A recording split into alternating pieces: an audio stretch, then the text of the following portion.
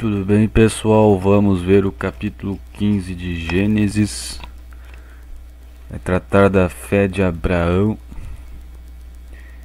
E vamos ver a sua relação de fé e justiça. Vamos ver aqui, Gênesis 15. A aliança de Deus com Abrão. Depois dessas coisas, o Senhor falou a Abrão numa visão: Não tenha medo, Abrão. Eu sou o seu escudo. Grande será a sua recompensa. Então Deus estava dizendo que era o escudo de Abrão. Quer dizer que era a proteção dos problemas cotidianos de Abrão. E grande será a sua recompensa, também pode ser como galardão em algumas traduções. Somente Abrão tinha que confiar em Deus. Mas Abraão perguntou: Ó soberano Senhor, que me darás se continuo sem filhos, e o herdeiro do que possuo é Eliezer de Damasco? E acrescentou: Tu não me deste filho algum, um servo da minha casa será meu herdeiro. Abraão já estava com 75 anos, estava velho e a sua mulher era estéril. E juntando isso não conseguia ter filhos. E achava impossível Deus dar um filho para ele. Mas Deus disse que apesar das dificuldades, ele ia fazer um milagre para Abrão,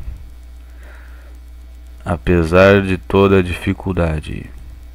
Então o Senhor deu-lhe a seguinte resposta: Seu herdeiro não será esse. Um filho gerado por você mesmo será o seu herdeiro. Levando-o para fora da tenda, disse: Olhe para o céu e conte as estrelas, se é que pode contá-las. E prosseguiu: Assim será a sua descendência. A descendência dele como estrelas. Estrelas são pessoas. Quer dizer, de um homem velho de 75 anos com uma mulher estéril, a descendência dele será como as estrelas. Quer dizer que é o Deus de milagres, o Deus do impossível, o Deus que opera milagres. Mesmo assim, Abraão creu no Senhor, e isso lhe foi acreditado como justiça. Apesar de todas as adversidades, Abraão creu que isso aconteceria e creu no Senhor, e isso lhe foi acreditado como justiça.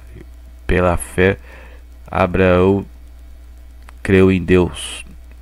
Aqui está dizendo que a partir deste momento ele teve fé e creu em Deus, e isto lhe foi acreditado como justiça, foi justificado pela fé e não por obras.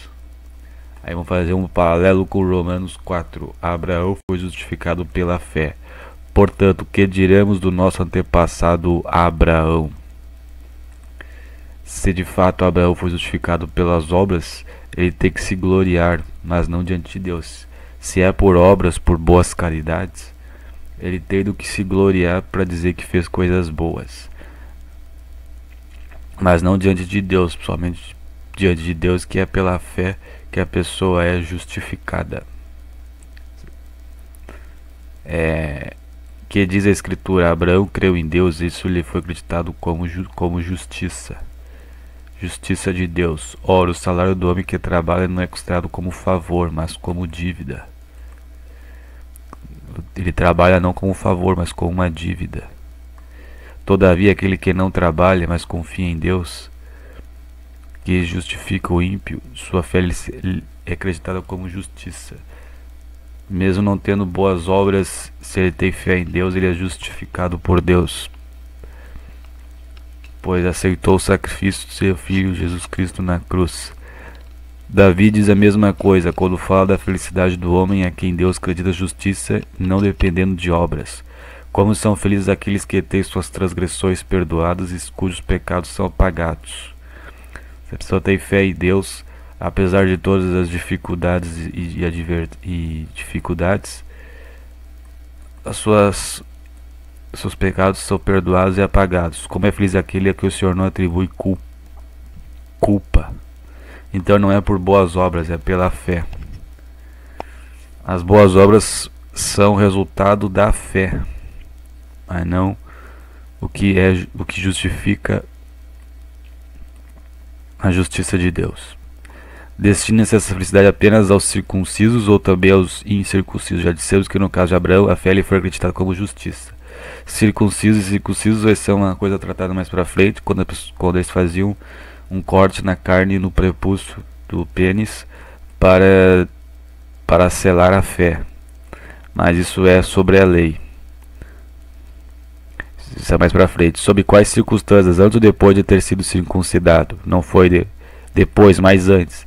Então Abraão, antes de ser circuncidado, ele já foi justificado por Deus. E que Paulo quer dizer que a pessoa não precisa ser circuncidada para ser salvo. Não está debaixo da lei agora no Novo Testamento.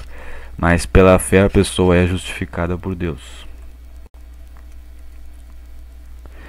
Disse-lhe ainda: Eu sou o Senhor, que o tirei de Ur dos Caldeus para dar a você a terra como herança. Perguntou-lhe Abraão: Ó soberano Senhor, como posso saber que tomarei posse dela? Ele queria um sinal. Respondeu-lhe o Senhor: Traga uma novilha, uma cabra e um carneiro, animais de sacrifícios, todos com 3 anos de vida, e também uma rolinha e um pombo. Abraão trouxe todos os animais, cortou-os ao meio e colocou cada metade à frente à outra. As aves, porém, ele não cortou. Ele fez um corredor com os animais mortos para simbolizar uma passagem de fé e uma passagem de aliança de Deus com Abraão. Nisso as aves de rapina começaram a descer sobre os cadáveres, mas Abraão as enxotava. As aves de rapina espiritualmente quer dizer todos os problemas começaram a aparecer para Abraão para quebrar a aliança que ele estava fazendo com Deus. Mas Abraão as enxotava. Assim a gente também tem que enxotar todos os problemas para não quebrar a aliança com Deus. Ao pôr do sol, Abraão foi tomado de sono profundo, e eis que vieram sobre ele densas trevas e apavorantes. Então o Senhor lhe disse: Saiba que os seus descendentes serão estrangeiros numa terra que não lhe pertencerá, onde também serão escravizados e oprimidos por 400 anos. Isso contando a partir de Isaac. Vocês vão ver isso mais pra frente. Então que os descendentes deles, os israelitas, ficarão estrangeiros lá no Egito, para depois saírem do Egito para irem para a terra de Canaã. Mas eu castigarei a nação a quem servirão como escravos, e depois de tudo sairão com muitos bens. Depois que eles saírem do Egito, eles vão sair com os bens daquela nação do Egito. Você, porém, irá em paz a seus antepassados, será sepultado em boa velhice. Ele não vai poder ver nada disso, mas ele vai ser sepultado. Na 4ª geração, os seus descendentes voltarão para cá, porque a maldade dos amorreus ainda não atingiu a medida completa. A 4ª geração são os 12 filhos de Israel. A primeira geração é o próprio Abraão, a segunda é Isaac, a terceira é Jacó, e a 4ª são os 12 filhos de Jacó, que eles voltariam para o Egito. Isso aconteceu mesmo, eles voltariam para o Egito, e depois os filhos deles ficariam no Egito os escravos, porque a maldade dos amorreus não atingiu a medida completa. Quer dizer que eles ocupariam o território dos amorreus depois que a maldade dos amorreus tivesse chegado a um nível máximo. Daí eles iam expulsar os dos amorreus daquela região pela guerra. A 4ª geração que voltaria para o Egito são os 12 filhos de Israel. Quando José estava no Egito, ele chamou seus irmãos para virem para o Egito. Foi nesse momento que a 4ª geração veio para o Egito. Então, depois que o sol se pôs, veio a escuridão, e eis que um fogareiro esfumaçante com uma tocha acesa passou por entre os pedaços dos animais, simbolizando a passagem e a aliança de Deus com Abraão. Naquele dia o Senhor fez a seguinte aliança com Abraão, aos seus descendentes desta terra, desde o ribeiro do Egito, que é o rio do Egito, não é o rio Nilo, é o rio do Egito, até o grande rio Eufrates, fica lá na Síria, a terra dos queneus, dos quenezeus, dos cadmoneus, dos hititas, dos ferezeus, dos refaíns, dos amorreus, dos cananeus, dos gigazeus e dos jebuseus.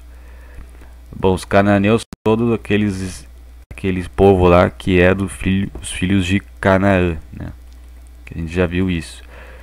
Gigazeus também são cananeus e jebuseus também. Está separado aqui por algum motivo, deve ser um povo um pouco maior, daí ganhou um destaque. Gigazeus e jebuseus. Refaí são um povo de gigantes, né? Que deve ter acontecido no mesmo episódio lá com os filhos de Deus, com os filhos com as mulheres com as filhas dos homens, né? Uma raça de gigante. Refaíns. Os amorreus são um povo que se estabeleceu ali ao leste do Jordão. Hititas são cananeus também. Tá aqui destacado. Agora, queneus, quenezeus e cadmoneus são um povo que se originou depois de algum tempo. Não são cananeus. Queneus, quenezeus e cadmoneus são um povo que apareceu depois. Então esse território que ele está dizendo aí não foi ocupado pelos israelitas. Vai ser ocupado na eternidade e também quando Abraão ressuscitar. Porque não foi ocupado. Ocuparam no máximo até uma região bem antes. Vocês vão ver aqui, velho. Ribeiro do Egito.